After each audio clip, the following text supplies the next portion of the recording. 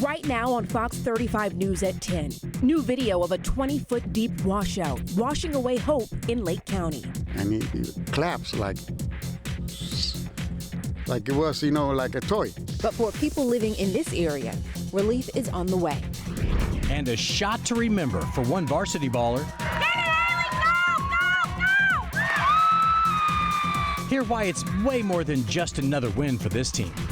And Seminole County is saying goodbye. Just a declining atmosphere instead of a dynamic one. But not for long. Coming up, the plan to pump new life into this dying mall. Well, tonight, Central Florida is going to feel the coldest temperatures of the entire season. We're going to be seeing the lows at or below freezing in many areas. Got a live look over downtown Orlando right now. Low tonight's going to be at around 37 degrees, but it's going to feel like 32 when you wake up. And in Daytona Beach, it'll be a chilly start to the morning with the wind chill making the low feel like a bitterly 36 degrees. Tomorrow is another weather impact day because of the frost and freeze warnings. Thanks for joining us tonight. I'm Marlisa Goldsmith. And I'm John Brown. We're going to send things over to meteorologist Noah Bergman. So Noah, the record low tonight, what? 31, so we're pretty close to historically cold temps here. Yeah, John, Marlisa, things are going to be the really coldest of the week tonight across Central Florida. Now, temperatures on the thermometer tomorrow, here they are. Find the town out closest to you, 32. We do expect in the Villages, 28 in Ocala, 28 in Gainesville, 34 in Leesburg, 37. St. Cloud, 35, Sanford, Lake Mary, 33 in DeLand, 32 in Palm Coast, 36 New Smyrna, and 39 in Melbourne. So those are the air temps. Here are the wind chills tomorrow morning, which have adjusted down. We just updated this in the last couple of seconds here.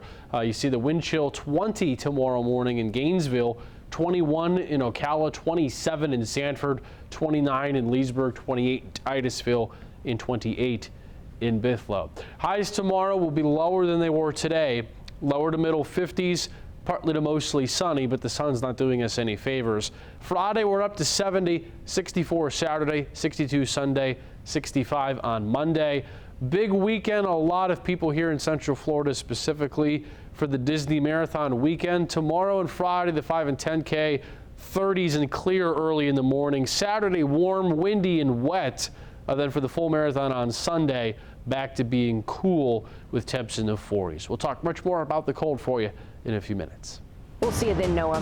In the meantime, breaking news happening right now. We are following the deadly Palisades fire in Los Angeles. You're taking a live look now at crews racing to try and gain containment. You can see hillsides just covered in flames, some houses even engulfed with fire. And check out this horrific video from earlier today. Get a look at that. It shows homes and businesses in Altadena burning to a crisp.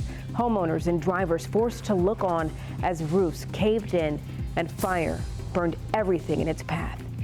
The fires have forced more than 100,000 people out of their homes, and we know at least 5 people have died from the inferno. And Fox 35's Connor Hansen is in Los Angeles tonight with the latest efforts to gain containment. Dry conditions and powerful Santa Ana winds helped fuel several powerful wildfires here around the LA area, forcing thousands to flee for safety. With flames and smoke billowing just feet away, an 85-year-old man and his son-in-law made a desperate escape from burning homes in Los Angeles. The man used a walker to head down a hill with dozens of others trying to escape after police ordered evacuees to abandon their cars and run. Turn around. You got it. Keep walking down the hill. Among the evacuees were several celebrities, including one who helped people trying to escape. There were little kids. There were mothers trying to find their kids. There were anxiety, panic attacks. It's terrible. Several shelters are now open for those displaced, but with more than 100,000 people in evacuation zones, resources are scarce. Early Wednesday, President Biden approved an emergency disaster declaration to free up federal aid. According to FEMA, some of that assistance is already being deployed. And there are resources in the state. In fact, there's resources from 8 other states that have come in to help. Combined, the fires have burned more than 25,000 acres and destroyed or damaged at least 1,000 structures. Several people have lost their lives and several others have been seriously hurt. My heart aches for all who lost their homes, their memories, and their sense of security. President-elect Trump had this to say about the wildfires. What's happening in California is a true tragedy. The National Guard and Pentagon are also sending resources. The Navy is bringing in about a dozen helicopters to help fight the flames. In Los Angeles, Connor Hansen, Fox News. Thanks, Connor. Meanwhile, some local groups now jumping into action to try and help out. Fox 35's Kelsey Cairns joins us live tonight. Kelsey, our local Red Cross is stepping up in a major way.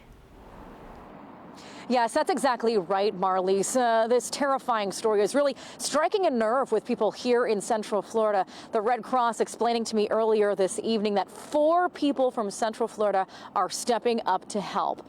Now, the Palisades fire really forcing many out of town to stay with friends and family while seeking shelter. At last check, 70,000 people are under mandatory evacuation orders. This coming from our station in Los Angeles. Thousands of people losing their homes, animals, even loved ones.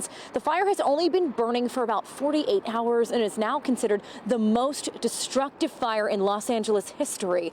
Volunteers at the Central Florida Red Cross are doing anything they can to help victims. We put out a call for volunteers yesterday to man shelters for folks who are displaced. All 4 of the volunteers that are deploying so far have been deployed to other disasters before. So this is not their first rodeo. And that flight to SoCal out of MCO takes off tomorrow morning around 9. And this is going to be a 24-hour turnaround for these people as they assist those thousands of victims try and find shelter. And if you are just tuning in this evening and you feel called to serve, we will have a link on our website of how you can donate to the Red Cross to help with this just terrible tragedy in Los Angeles. For now, reporting live in Orange County tonight, I'm Kelsey Cairns, Fox 35 News. Kelsey, thanks so much. New tonight, the mall section of the Seminole Town Center is closing its doors. And Fox 35's Manny Martinez is live in Sanford tonight. So, Manny, the owners of the stores inside the mall only have until the end of the month to clear out. Yeah, John, that's the word from the new owners of the mall, closing the interior parts of it. So that's the small shops, the food court. According to the city, that was a condition of the sale. The anchor stores, however, they will stay. Take a stroll through the mall, and it's not hard to see why it's closing. Shop owners have until January 31st to move out. When I first came here, the Elevate was a Sears.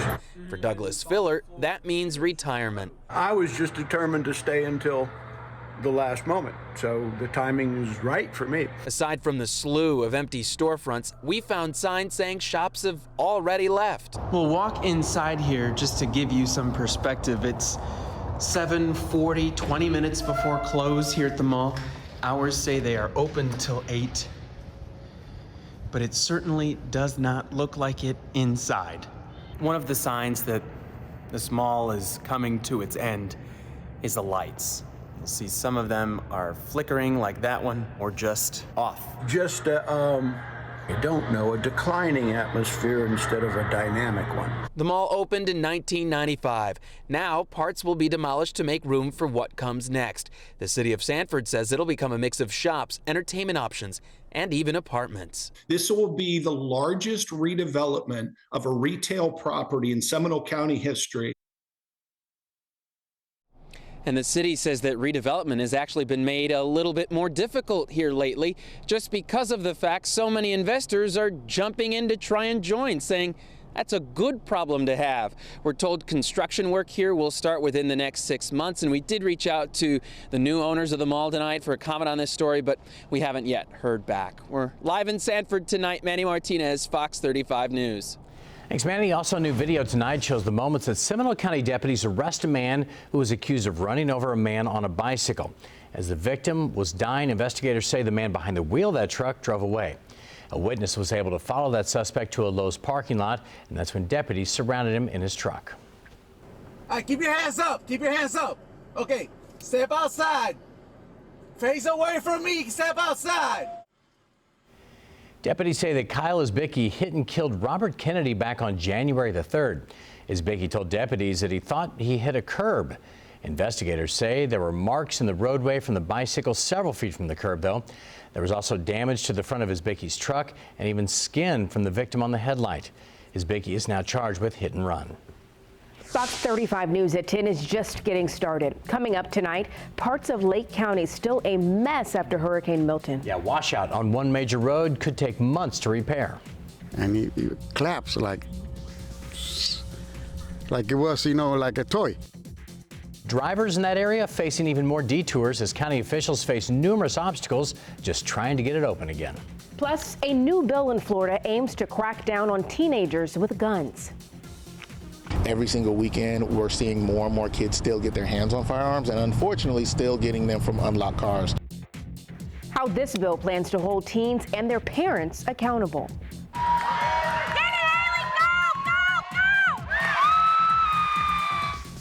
Plus, a basketball player in Flagler County has an incredible achievement. The athlete with autism scores her first basket. It also happened to be a buzzer beater.